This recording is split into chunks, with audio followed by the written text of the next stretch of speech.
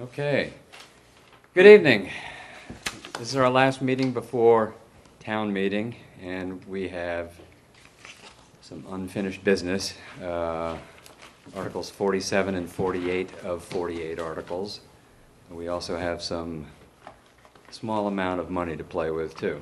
So, I'd like to start with Article 47, which is the citizens' petition for a moratorium and a committee to deal with illuminated signage. And here to discuss the planning board's position on this subject is Emily Innes, our incoming chair of the planning board. Thank you, Emily. Good evening. Hi, Emily. Evening. So let me start off with the easy part on Article 47, which is the planning board would very much like to have this article referred to them. We are looking at a number of zoning articles for the October special town meeting. I have a very long list, and we'll be discussing it on Monday and having people take out assignments. And if there's time, I'll talk to you a little bit more about what that means for this committee as well as for our own.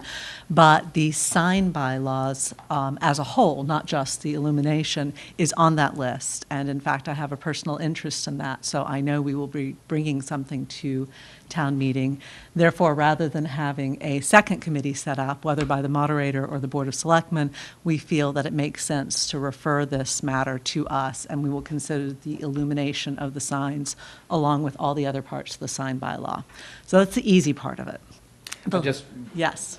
If I can squeeze in a word. Absolutely. You might recall that we referred this, the subject matter of this article to the Board of Selectmen for them to report or generate an article by fall town meeting.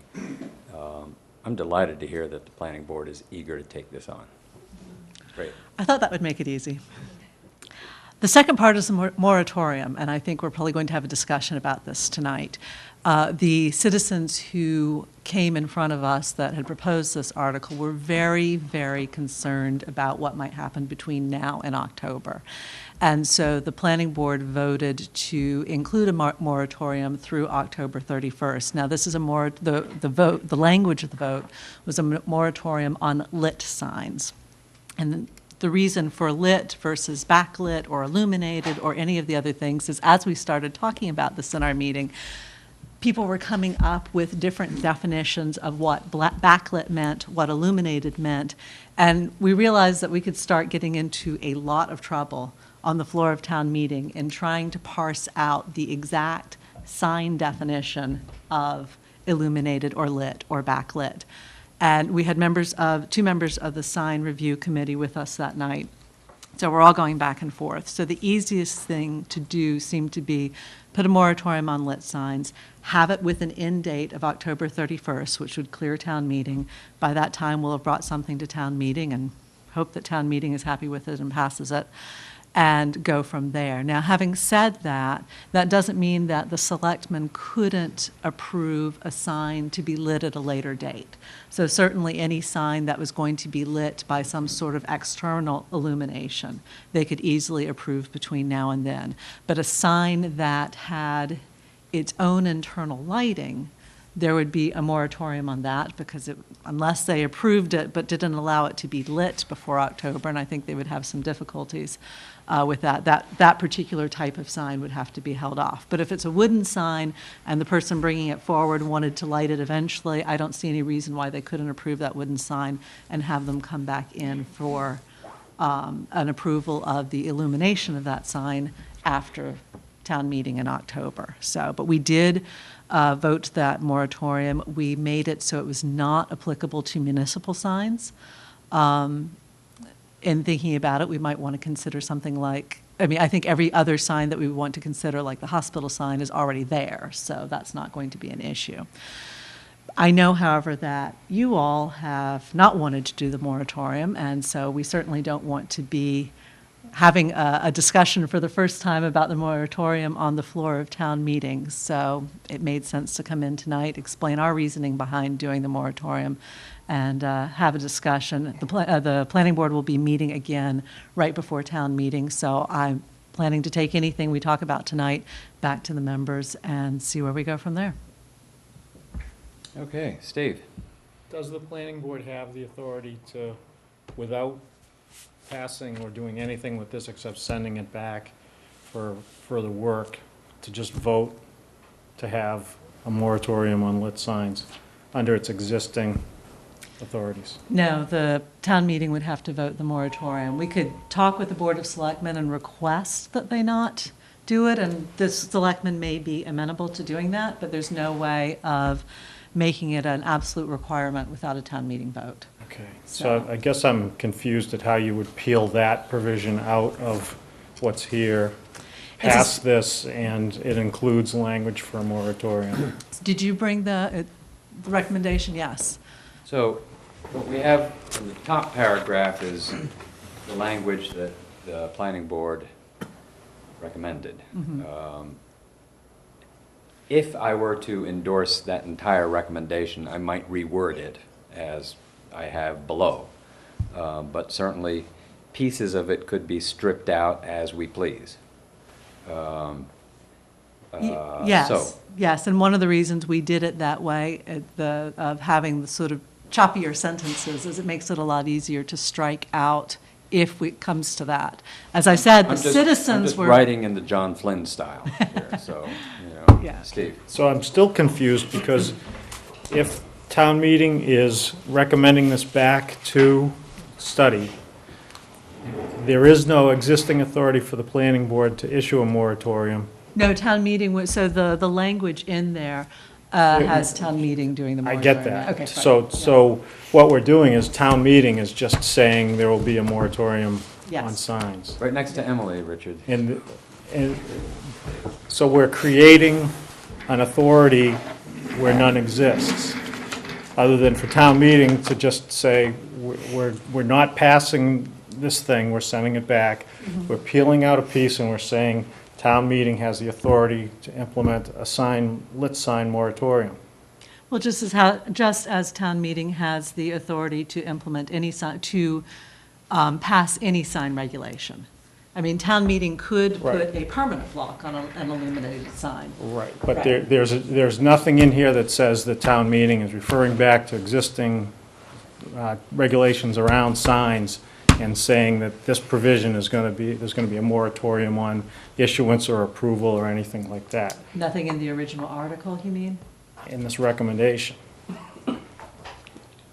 Not sure I get what you mean. It's saying that there'll be a moratorium on the On what? approval, on the approval of lit signs. Okay, and who approves lit signs The now? Board of Selectmen, Under what authority? under the zoning bylaw related to Okay, signs. so there is a zoning law Yes, about yes. signs.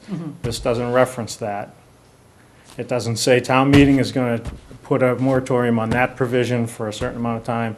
It just says town meeting is going to establish on its own that there will be a moratorium on signs, because this is not a new bylaw. This is a bylaw that's just being set aside for study. So you would prefer a reference to the I sign would think it bylaw would need in it. there? Okay. I don't see that that would be an issue to take back to the planning board. Okay.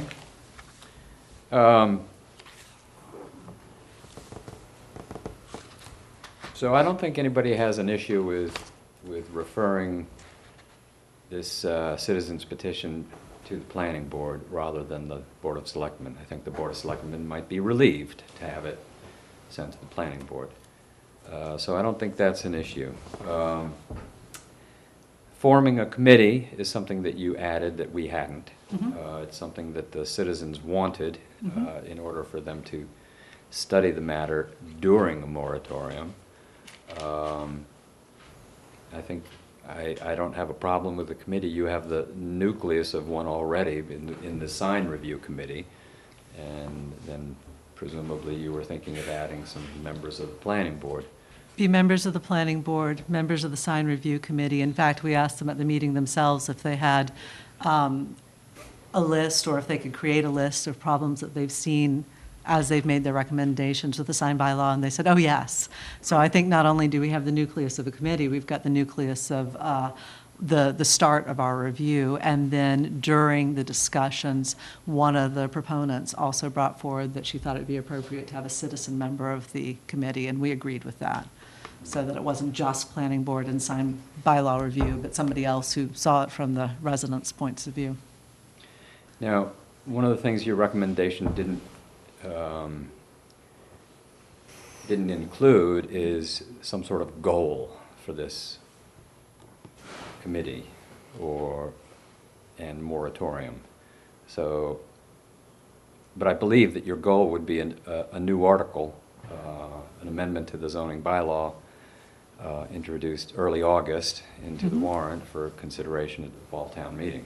That's absolutely it, and that's why the moratorium was October 31st, is our intent would be to bring it to the October town meeting. But I thought it would be good to specify that in the recommendation. I can take that back to the board. And I think, in fact, we asked the Board of Selectmen to arrange for that or a report, failing that. So I don't think we would have a problem with anything except really this moratorium. And my issue with that is that it something like this could have unintended consequences on businesses that are planning to open for business or expand or simply advertise themselves in a different way than they are now. So I'm concerned that this is sort of a draconian measure to say, I'm sorry, you can open your restaurant, but you can't put a sign on it. Betty? In the same light, I was thinking about, is there a grandfathering element to an existing business that is maybe going to change their sign or change the ownership and things, how does this impact, the moratorium, how does it impact anything in terms of a grandfathering clause? As far as an existing sign, there's no change to an existing sign, so they would have to come in for a change. Presumably, let's think this through, why would they come in for a change? If it's to replace what they already have, I doubt that there would be a problem, but that's something we should probably clarify. It's a good question. If it's a change in business, they would be applying for a new sign, so there would be a moratorium on that. I will say that one of the planning board members pointed out that between now and October 31st, there's going to be less need for a lit sign because we're moving into the summer hours. And so for the vast majority of businesses, the hours that they're open will be daylight hours between now and October. So it's less of an impact than it might be if we were having a moratorium, say, from October through to May, when the businesses would be more likely to need those lit signs. And to a new business opening, again, it doesn't prevent them from getting a sign, it prevents them from getting a lit sign. So they can have the sign, they just can't have any illumination associated with it. So that, again, in the summer hours is less of an issue. Now, where it comes to be problematic is for a business that's coming for a sign that they intend to have that internal lit. You'll see it's a sign, maybe it's got printing on the front, maybe it's an LED sign or something, but the lighting itself is intrinsic to the sign, as opposed to, say, a wooden sign or a metal sign that has a light on it. Those easily could be approved during the moratorium and add the light afterwards. An internally lit sign would be trickier to approve during a moratorium because the business doing that would have to assume that they would then get permission to have it lit after the moratorium was over. They run the risk that the zoning change might not permit those signs at all. And that we can't answer until we've had a look at the zoning and seen what is appropriate and which districts of town and what people recommend. Darnell? What happened to those businesses who are right now in the process, who have been in the process of, have done their applications, have applied for these signs and have done these things, and now all of a sudden, due to the length of time it takes for this thing to get approved, they all of a sudden spent money and time doing this stuff, and now they're getting faced up with this moratorium. What do they say? As long as the application is already in, my understanding is they would not be affected by the moratorium because they've applied prior to the moratorium going into effect. That's true of other zoning applications. I don't imagine there would be any change for a sign application. Great. Lose power? Can I ask a question while you do fix that? Certainly, Betty, and then I've got Kevin. Okay. For the two restaurants that I'm thinking about, the Plate and the Falcone's Restaurant, are they in process? And when does this moratorium begin? Does it begin the day the town meeting votes it, or does it begin July 1st? For the first question, I don't know if they're in the process or not. So I don't know if those applications are filed. For the second question, my understanding, I'm going to check with Alex here. My understanding is that Bill Clark said that the moratorium started with our vote. Is that correct? Did I hear him correctly? Because it was something that I was surprised, it was something that I was surprised to hear. I would assume that it would start with the vote of town meeting, not the vote of the planning board to make a recommendation. So I can check on that, but I would assume it starts with the vote of town meeting. Remembering, of course, that the articles from town meeting go to the AG for their review and approval. There's always, so you could run into a situation, if it's not worded correctly, where the moratorium starts with town meeting. If the AG throws it back, then you'd have a look-back period. But I believe it starts with the vote of town meeting, and I'll double-check on that. Kevin? Yeah, Emily, Yes. generally I support this concept.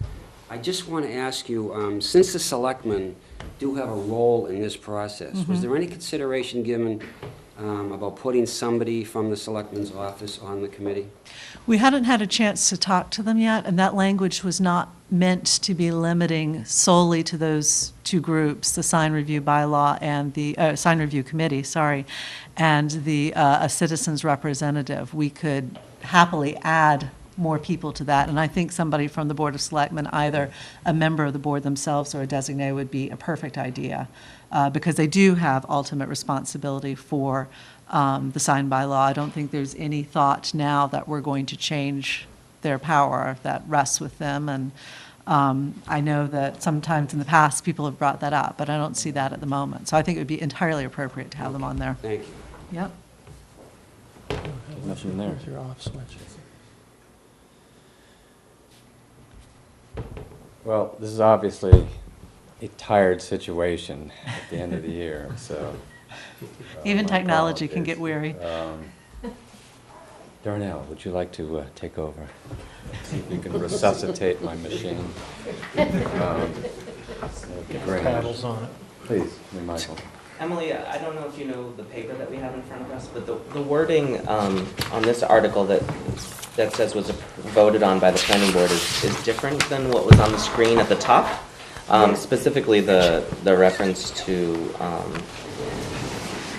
The municipal, yes. okay. So Laura had sent me an email saying, what did you vote? And if you watch the tape from the planning board, I was writing down as we were coming back and forth with suggestions, as sometimes happens. So the final recommendation, I didn't have fully in my notes. So Okay. what happened is what you have is what Tim, our assistant planner, went back and listened to the tape and wrote down as the official recommendation.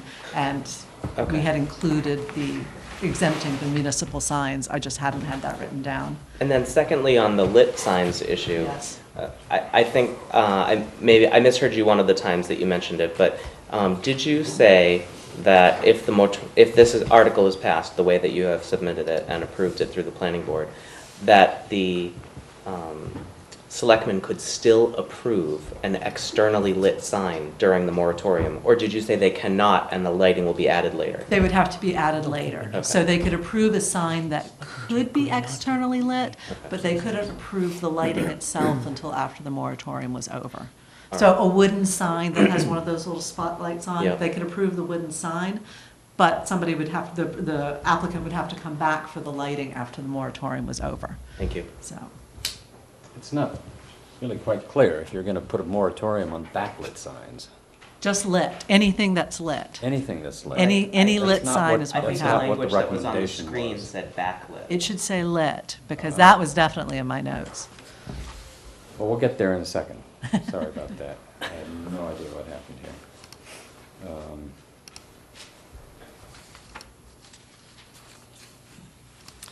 But, you know, we were going back and forth over that one as well. Again, the definitions were entertaining. It says backlit up there. Okay. I'm pretty sure that should be lit, but I will double check with Tim, because I definitely have lit in my notes. So, and I remember we were going over and over again, so versus lit versus backlit versus illuminated versus internally illuminated versus externally illuminated. But the intention of the planning board was to have a moratorium on all lit signs. That was the cleanest way of describing it without getting into having to have reams of definitions. Of course, So, if you didn't have a moratorium, then you wouldn't need to define which type of illuminated sign. that is also subject to true. it. Yes. Yeah. But again, the citizens who brought forward the citizens article, I will say, were adamant on wanting a moratorium. And made that Well, very that's clear during the meeting. As may be. I just pass that along A to business owner you. might be adamant on not having a moratorium. Unfortunately, we didn't have any business owners come to talk to us, so we did not get that Right. side of the discussion.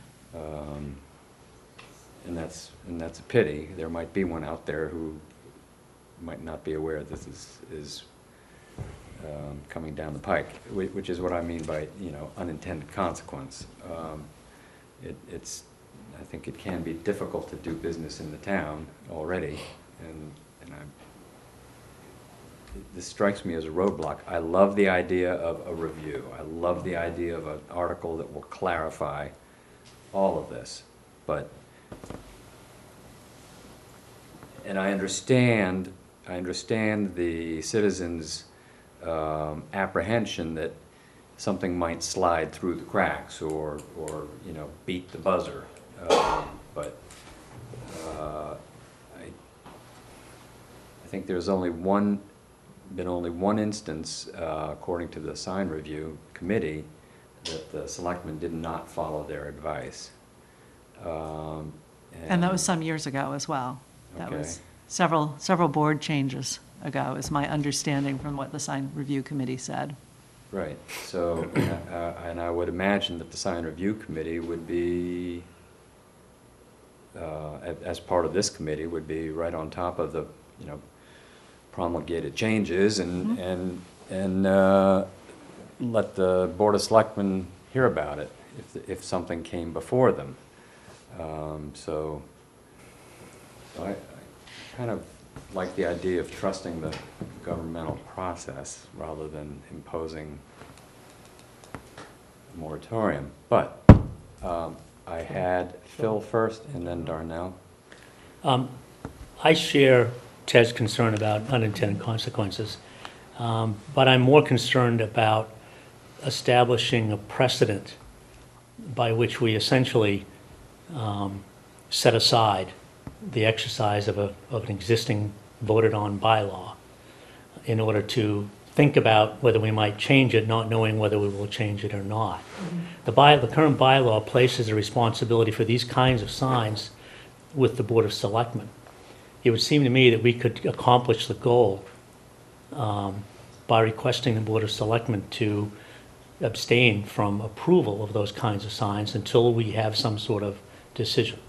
Without a And- formal moratorium. Without a formal moratorium, and then we would not be setting any precedent that might be used or attempt to be used by someone at some later date. If this were to suggest that approach, I suspect that the Warrant Committee, and certainly your committee, and perhaps the Citizens Committee could appeal to the board to give us their own moratorium on that without establishing this as a vote of the town meeting. That would be my preference. Phil? I'm sorry, Darnell. Michael, I had Darnell first and then you. Okay, Darnell? Yeah, and another problem I have with this, just in looking at the way it's being done, we're being asked to set a moratorium and send this back to the planning board. I don't want to lose the baby because of the color of the bathwater, you know, type thing. And basically, is basically what I'm saying, what I mean by that is that people might agree we need this to be reviewed, but they object to the moratorium. So the point is that they just vote the whole thing down. So we run that as a risk of that happening. So they might be in strong agreement that something needs to be done, but they might be opposed to the moratorium, and there's no way to vote one without the other. Yes, send it back and not have this moratorium. The vote is tying these two things together. So it's, on the face of it's kind of, tricky in the way when what we're asking the people to do at town meeting and to vote on. So we have to kind of, two separate articles, maybe you could do this. Like I said, it's just kind of like, So the concern is that It's the just- one would push the other. push the other as well. one, yeah, so it's basically people say, no, we don't want to send, we're just gonna vote it down because we don't want this provision, and that might be a problem going forward. Hey, Michael. Bill, to your comments about the role of the selectmen, my recollection, although a little murky, and I'm asking for if anybody else remembers, when Katie Conlon was in talking about this, she made reference to the Sleepy sign and said that they consulted outside counsel and found that essentially they had to approve that Sleepy sign for some reason, and that they didn't have the ability to stop that sign from going through. And I wonder what caused that to happen, and if the selectmen really do feel like they have the authority that you were just speaking about them having. I think the selectmen believe they have the authority. That may have been, I'm not privy to that particular issue, but I think the bylaw clearly, in terms of certain kinds of signs that are not delineated by the actual language of the bylaw, it's the selectman that has the ability to make a decision on that. So two things on that. One is the selectmen have the ability, the authority to make the decisions on the sign. I believe in the case of the Sleepy sign, their hands were tied because that sign was existing. Okay. So they couldn't take it down because it was already existing. It's there, it was an approved sign. They were able to have it be a non-moving sign in that the image was no longer moving, but they couldn't, because a previous board had authorized that sign, they couldn't require that it then be taken down. As for what they have the authority to do, one of the concerns that the sign review committee brought up was there's really nothing in the current bylaw that addresses illumination. So they don't, and this is one of the reasons we really want to review this, is they don't actually have all the tools that they need to be able to approve or disapprove certain types of signs. And that's what we would be looking to give the Board of Selectmen if this article gets sent to the planning board, if this issue gets sent to the planning board as part of our review. So, to be clear, that tool would be the elimination of the right to have a sign if the business changes hands.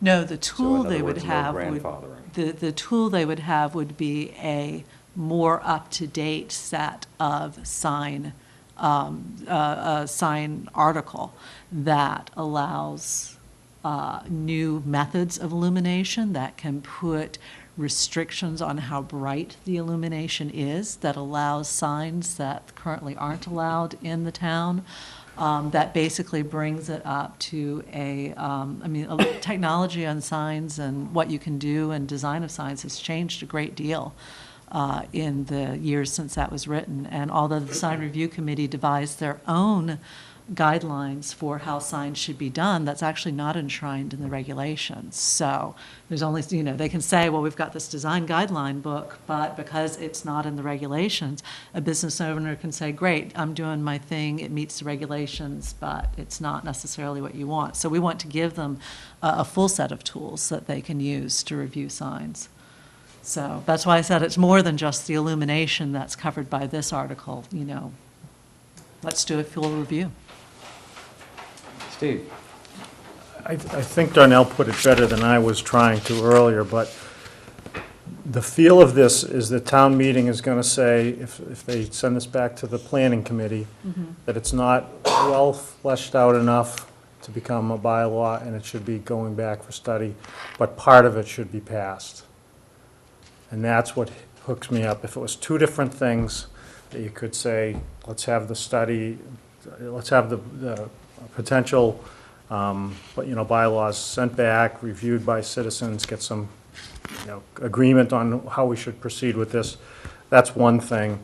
And then this moratorium is a separate piece. But I still just can't get my head around how you can send something back having passed part of it. Well, I can certainly take back to the other members of the planning board this committee's concerns about the moratorium, and especially, I think Darnell put it very well, especially the concern that the moratorium might kill the rest of the article, which I think we're all in agreement that we like the idea of reviewing the sign bylaw. I can certainly take that back to the other members and see what they say, and then you, of course, meet right before town meeting. As we do, I'll stop in and let you know what we thought. I would also commit to calling up the chair, either the current or the future chair of the Board of Selectmen, and just touching base with them, to Phil's point, about whether or not they would feel comfortable on the floor of town meeting committing to some sort of voluntary prohibition on themselves rather than it being. And I'll see, I'll talk to them, I'll talk to the planning board and come back to you guys and see what they say. And either we'll go forward with our request for a moratorium or we'll modify it. But I couldn't say now, obviously, without having talked to the other members, what it would be.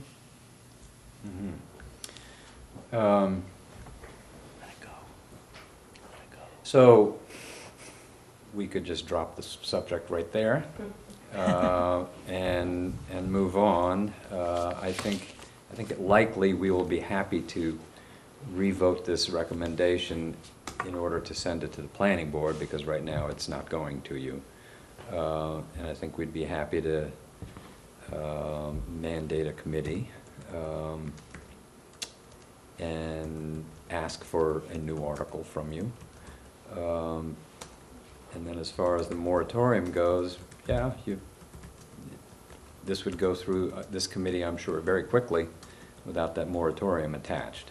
I mean, it might go through the committee right now with the moratorium attached, but there would be more discussion. And I don't know if we might as well see if your committee is amenable to dropping that requirement. I mean, one of the things I'm thinking is, what if you're a business that wants to put up a sign that is backlit, is tasteful, would pass with flying colors, and you can't do it for half a year because of this moratorium, and then maybe you go to the expense of some other arrangement, and come October you discover, oh, or maybe actually sooner, you might read the proposed article and realize, oh, I didn't need to waste my time and money on pursuing this exterior lit sign. I could have done my backlit sign. Right. And here I am. So it just muddies the water. Well, I think I've heard from a number of you, and it's a very important point, that there are concerns about what will happen to businesses between now and then under the moratorium. So I'll take that back to the planning board as well. I mean, obviously, we could continue, but I can't give you an answer till I talk to my fellow committee members, so. Great. Well, I guess they'll see the light or not. Hey, all right. Moving on. Thanks, Emily. Thanks, Emily. Good night. Okay. Emily, you're sticking with us, I believe. I wasn't sure if you wanted me to go back. Well, okay, the next article we're taking up is Article 48, which was a citizen's petition to introduce an amendment to the zoning bylaw which would allow for condominiums, condominium developments. And we do not have a citizen here who can speak to the original submission of that article. But it was put forth in order to, fill a perceived void in the zoning bylaw. The idea that it would be nice for developers to know what to expect when they came to Milton, and it would be nice for landowners to have some idea of what they could do, and perhaps abutters to potential sites. And, also in recognition of this perceived void, the planning board charged its own subcommittee or working group. I believe it includes people who are not on the planning board as well. Yep. To look into the possibility of drafting a change to the zoning bylaw, which would allow sort of non-specific site condominium development. And I understand, it's a complex subject. It's a departure from the traditional method of zoning in the town, and it might be welcome. It would depend on the product. And they're working hard on it, and they're not there. But their goal is to have something ready for October town meeting, or a statement that they won't have something ready for October town meeting, and that they like the old way of doing things. Either way, the submission of this citizens petition sort of put a burr under the saddle, sort of just got everybody exercised and let's go. Now, the difficulty with the citizens petition as submitted is that it is way too broad. I think you've all seen the comments I've circulated from our eminent planners, and the idea that you might not need any frontage, you might be able to situate a condominium development on a small postage stamp size piece of land surrounded by wetlands. Just there are too many problems with this citizens petition to consider it. So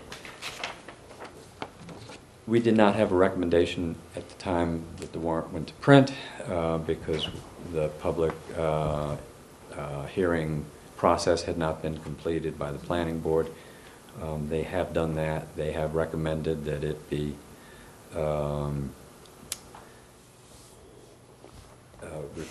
not returned. It never was with the planning board, but be sent to the planning board for study. And I think that's appropriate because it is currently being studied. Otherwise, perhaps a recommendation of no might be the answer. But at any rate, so since this article was out there, and since there are problems since some developers are having problems in town, notably at Ford Ranch Road, getting anything off the ground, with the approbation of the neighbors and the planning board, whatever, we ended up with a proposed draft recommendation that might have worked to site some condominiums on the Ford Ranch Road property. The neighbors responded with their own draft recommendation for a different level of density, and then I believe the neighbors decided, well, wait a minute, what is it we really want, rather than a different density level of condominiums? What is it we really want? And maybe we could talk to the owners and developers of the Ford Ranch Road property and see if there might be a meeting of the minds. And I understand from having attended the last planning board meeting that some good progress was made down that road. But we're not sure where the road is going or where the end of it is. The question in front of this committee is, how would we feel about an amendment being introduced on the floor of town meeting? This amendment was reviewed by town council and ruled within the scope of the original article. And it may be to the layman within the scope of the article, and it might be to some lawyers. It also might not be. I don't believe town council is a zoning lawyer. At any rate, I think there can be an argument can be made that it is certainly not within the scope. But for the moment, town council has ruled it within. The town moderator has ultimate say as to what he might rule it at the time the article comes before town meeting. So, since he hasn't ruled anything and wouldn't until it came before town meeting, we're in a little bit of a quandary.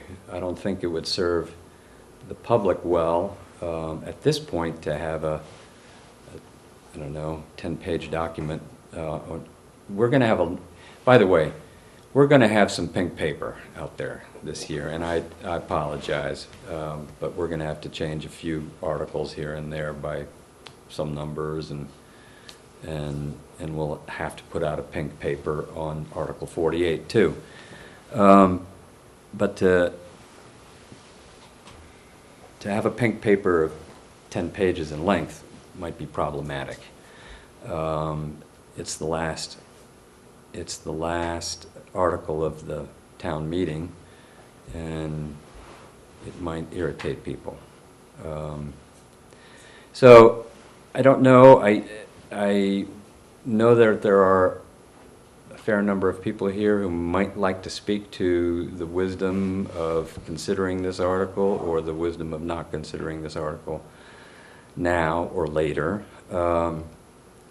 And you know, I suppose we could hear briefly from a few of them, and we might take a preemptive vote that we don't want to see any more of this. I don't know. It's a little difficult to do that. We have received the draft amendment from the Ford Ranch owners, and it has been circulated, so we are familiar with it. At any rate, the first thing we need to take care of is what is the planning board's recommendation for the citizens article. So for the citizens Petition. article that is actually printed in the warrant, the planning board would ask you and the town to send it to the planning board. You're absolutely correct. We have created a condominium committee that is looking at the possibility of introducing a condominium bylaw of some sort, or could possibly be more than one bylaw to town. We do see that there's a hole. This has been an issue. We've had more and more groups come in front of us and say, hey, we'd like to do condominiums. Town meeting has been doing some, they've been approving some zoning changes that are applicable to other places in town, but have been in a response to developers coming forward to the planning board. We feel it's time that the town take a proactive approach and look and see what we feel as a town we want to be. Certainly in the master plan process, it was identified from a number of people that they would like to have more options of housing stock in town. The ability of people who have grown up in the town who may want to come back here after college, of older people who want to sell their larger homes but stay within the community. We don't currently have the type of housing stock that addresses that. So the issue of where we allow condos, what sort of density we allow them for, the issue of is this a way of preserving some of our larger houses and estates and creating buffers for natural land, but allowing a denser development in the middle? All of these are out there, and it's quite a complex issue. So we've had a committee working on it. Our intent was always to try and bring something to the October town meeting. This came forward. You are also, the way you addressed what the problems with it was very clear. It allows, the citizens article is problematic, among other things. I don't think, among what you mentioned, it also would allow for the assembly of parcels.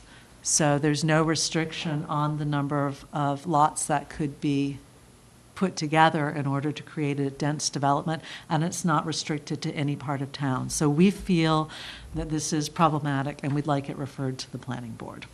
And that is how we'd like to deal with the current article that's in front of us.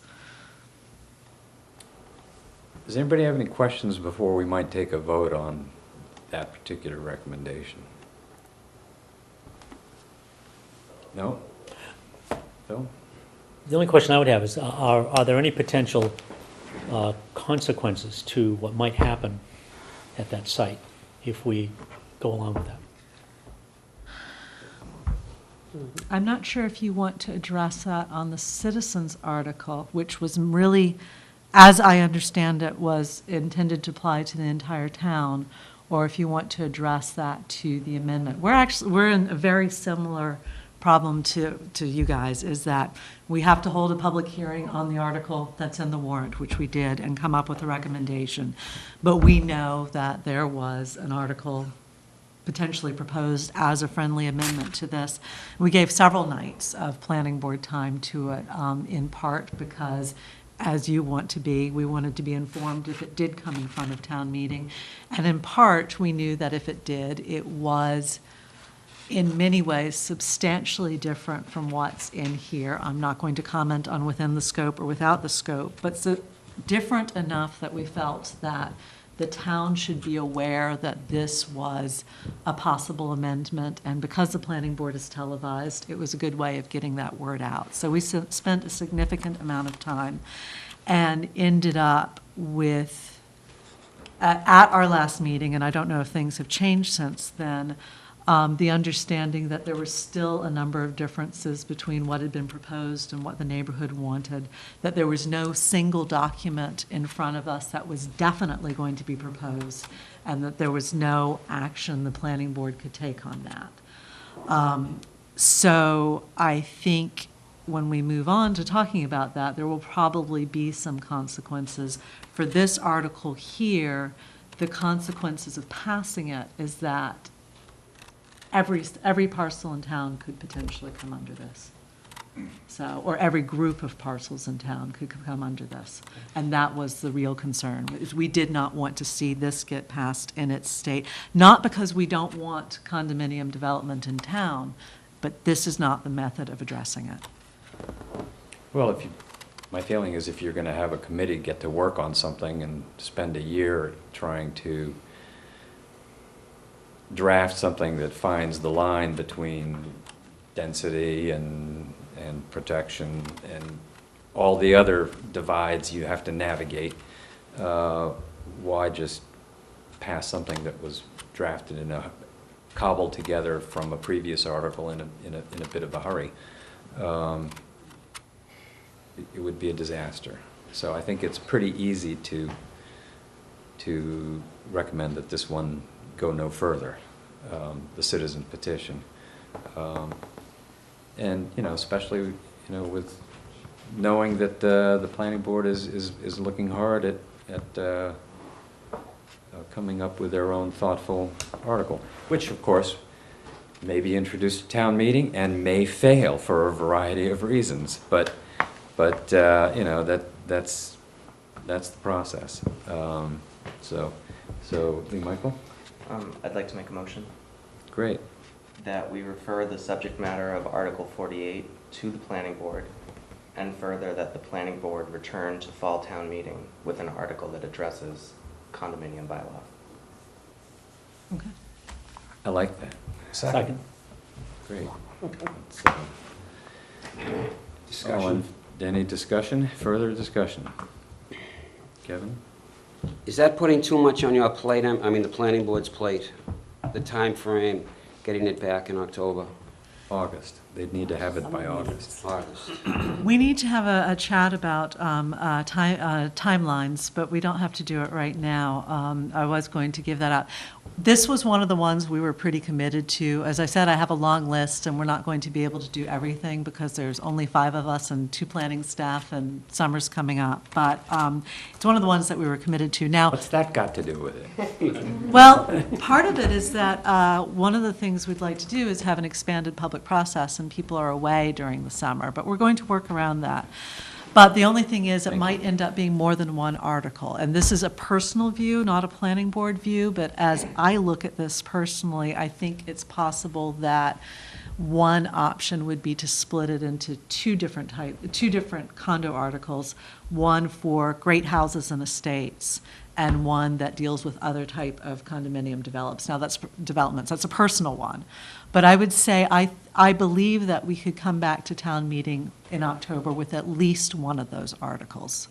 So, but if you changed it to article and report, it might take a little stress off our shoulders. Thanks. Well, I may be 100% wrong here, but why don't we just recommend a no vote and let you do what you want? Because then you can't bring it back for 2 years. Oh, okay. Yeah, we'd rather have it, send it back to us, we will come to town meeting with something in October. And it will be good. Any further discussion? All in favor? Thank you. Okay, that's the easy part. So now the question is, how much further do we want to take any speculation or take advantage of the assembled experts or residents with opinions? And I would like to invite Marion McKettrick to the floor, since I see her, to the table, since I see her hand, to kick it off. Thank you, Marion. Thank you. I thought it might help if I spoke now, because maybe it will save some trouble, but. Great.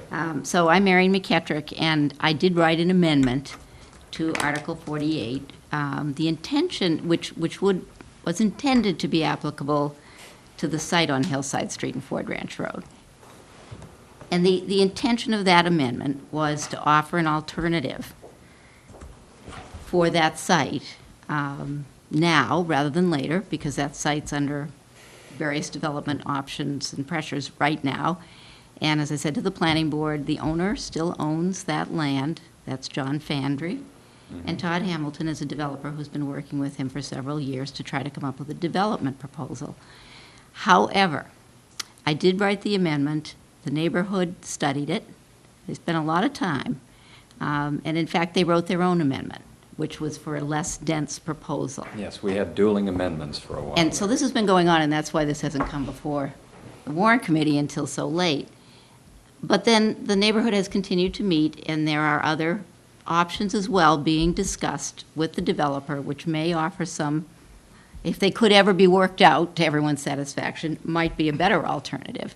What the neighborhood did last week at their neighborhood association meeting was to vote not to support either amendment, the lower density or the higher density. And I think that's a very significant vote. The Warrant Committee certainly should be aware of that.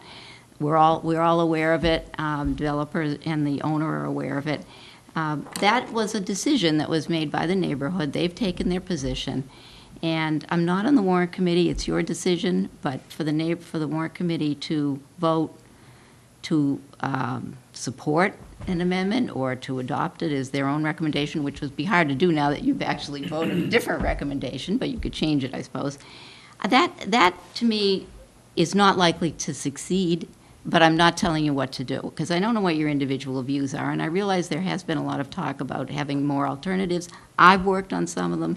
I'll continue to work, but you know, I represent a developer on this issue, so I have that kind of perspective right now. But as far as town meeting goes, you know, if you introduce new zoning and you don't have any support from the neighborhood for the proposal, and you don't have the Warrant Committee's recommendation for the proposal, it's not likely to succeed at town meeting.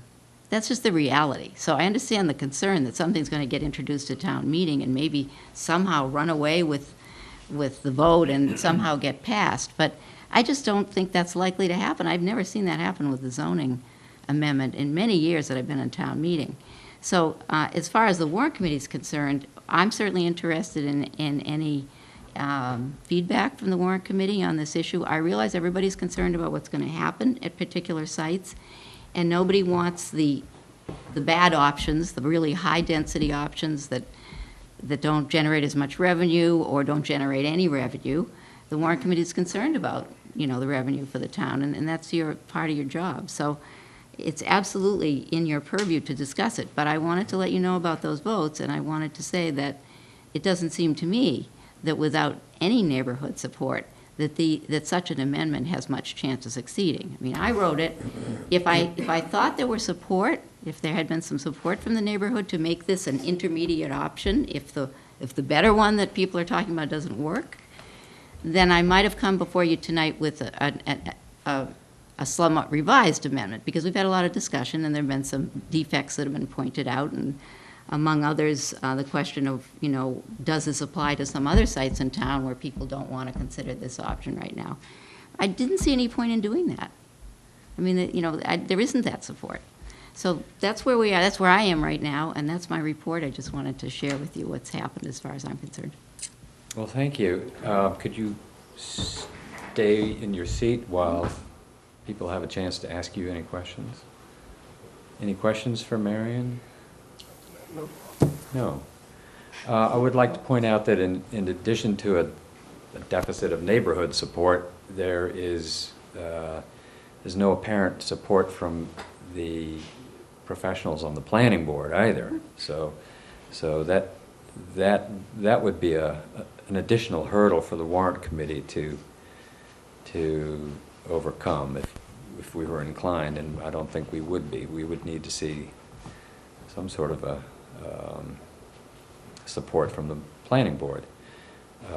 And in that I gather your article, although it's designed for the Ford Ranch Road property, it might be available for other properties for which it might not be as neatly arranged.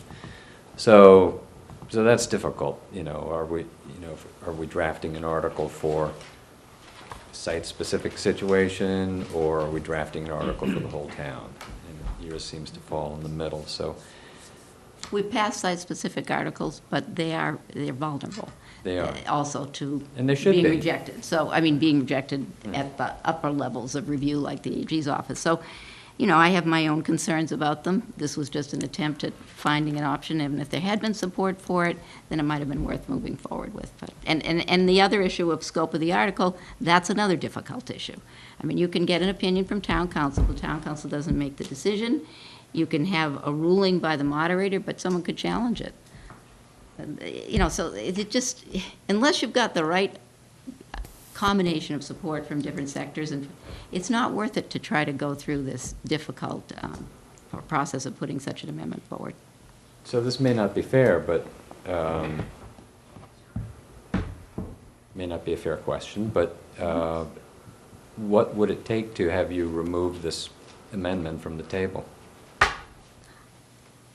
I'd just like to know that the warrant committee isn't inclined to vote for it Well, under these circumstances, and then I will say to you, absolutely, we're all in agreement then. Unless there's a strong feeling in the warrant committee that despite these circumstances, that it ought to be considered and that you might consider. So, I'm not trying to make a decision for you. I'm giving you the opportunity, but just telling you what I think the problems are. I think if the planning board had no plans whatsoever for ever dealing with condominium development, we'd be much more eager to take a close look at it in the absence of that kind of effort. But if, I would certainly hear a motion to reject this draft amendment and put it behind us. You think your motion just needs to be that you do not, that if you desire to say no, that you will not adopt it as your recommendation? That's a no. Because I'm presenting it to you, what I said to you was, if you'd like, you could make this your recommendation, warrant committee. And so that's what I've asked you. So if you're going to reject it, it should be in that form, I think. Well, Is that right? sure. If you had asked us to adopt this recommendation, I think a motion would be to reject that. And I'm looking for one. Just a point of Let's clarification find before out. we do that. Sure.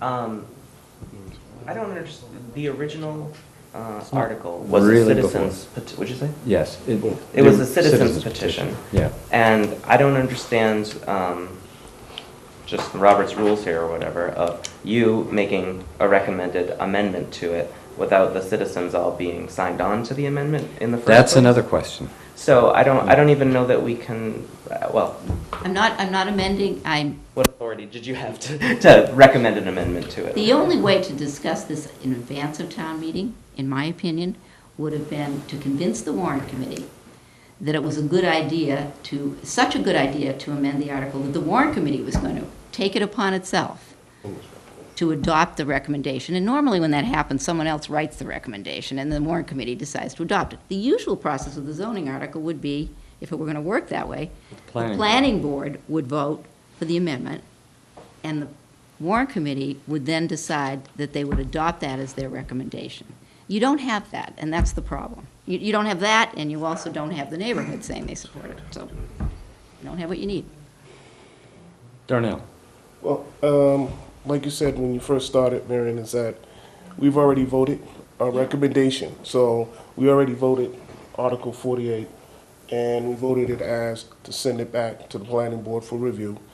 So we do have a voted recommendation on the table at this time. So I think we can, at this point, I don't think we're going to change that. So we're good. We start talking about this? Yes. Yeah. Okay. I move that we close out the discussion on Article 48. I think were it to be brought forth on the floor of town meeting, that you would know what to expect from the warrant committee based on its Thank you. Yeah. I its appreciate lack of that. vetting and its Yeah. lack No, of it's support helpful. from the neighbors Yep. and from the planning board. Mhm. I certainly hope that the neighbors and the clients can find a way to a happy solution. I do too. But I think either of the dueling amendments was not going to make it. So, Okay, thank you. thank you very much, Marion. Thanks, Marion. Okay. Would anyone else like to speak to the, It's closed. It's closed. I think we're done. Yeah. I think we're done. Thank you for coming. Thank you. And we'll move on. Yeah, great. Okay. Okay. 38, Okay, so, next item on the agenda is discussion of Articles 38 and 39, which are the reserve funds for this year and next.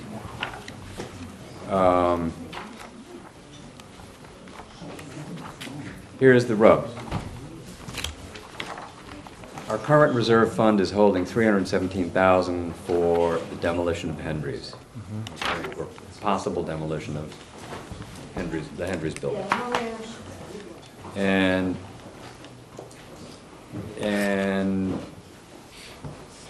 problem is, what happens if a contract is not signed and therefore cannot be encumbered for payment beyond June? We would have to change the amounts of money that we are recommending for those articles so that we would put more into next year's article and more into next year's reserve fund Right. and less into this year's reserve fund, so that if the building ever did come down and cost the town $317,000, which is what the current contract is for, we would have the money there to pay for it, rather than it falling to free cash because it wasn't used by the end of this fiscal year. There is no certainty at the moment as to whether or not that contract will be signed. I think we will know by the end of the week if it will be, or if it will have been by the end of the week. So in discussing this with Selectman Conlon, we thought the best thing to do would be just to wait until Monday to see how see if any progress had been made on signing the contract this week. If it has been signed, then those funds can be encumbered and be made available for payment of that contract next year. If it doesn't get signed, then we should probably move the money. Otherwise, it'll fall into the pit. We'll lose 15. So rather than voting anything on that tonight, we may or may not be faced with a vote on it Monday. Steve.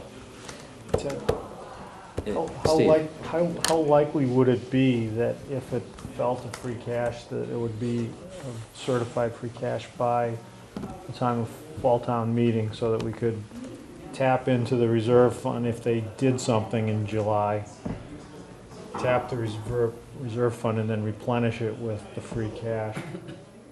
Well, I think you get into some problems because first of all, somebody would have to put in an article like by August 4th to have town meeting appropriate the money You could just out of free ghost a dollar cash to number, that though. purpose, right? You could just make up a number. Oh, yeah. So you'd have to have an article. And then you'd also have to be pretty sure that you had the free cash. Okay, things happen. And the contractor might not be particularly happy to know that the money that had been set aside to pay his bill was no longer set aside. Well, And in this would he scenario, therefore it then- would be available until June, and if there's an encumbrance before. I mean, Right. I don't think that, given that we've got a brand-new selectman who's probably